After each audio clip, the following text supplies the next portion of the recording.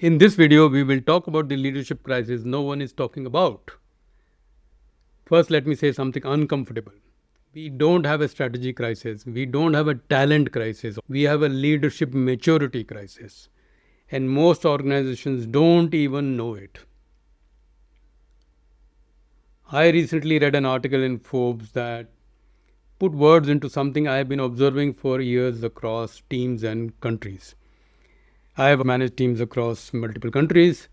The real issue I found is that we have leaders who are technically strong but emotionally very underdeveloped. And the combination is dangerous.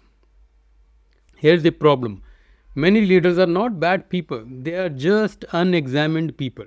They react from fear of losing authority, fear of looking incompetent, fear of being questioned, fear of not being in control, and fear driven leadership shows up in very predictable ways: micromanagement, overcorrection, public criticism, low tolerance for mistakes, meetings that feel tense instead of productive, and the list goes on.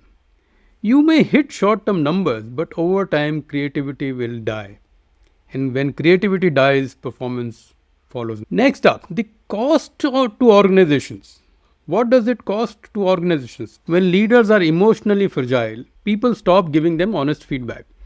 High performers disengage quietly, politics increases, toxicity increases, innovation goes to a toss. Nobody writes in the employee survey that my boss lacks emotional regulation. Instead, they say, I am exploring other opportunities. As someone who has managed teams across countries, I can tell you this, that culture differences exist. But insecurity driven leadership looks the same everywhere. And it always erodes trust. So, what is this emotionally whole leadership? Now, this is not about being soft. It is not about lowering your standards. It is about three things: self awareness. Can I recognize when my ego is triggered? Regulation. Can I pause before reacting? And separation. Can I separate my identity from my role? Self awareness, regulation, and separation. If feedback feels like an attack, you are not ready to scale up. You are not ready for the role. If disagreement feels like a disloyal employee, you are not building a strong team. Emotionally, whole leaders can say, I may be wrong, tell me more, let's learn this together. And they mean it. You can see it on their face. A mirror moment is extremely important in your career. Let me ask you a hard question.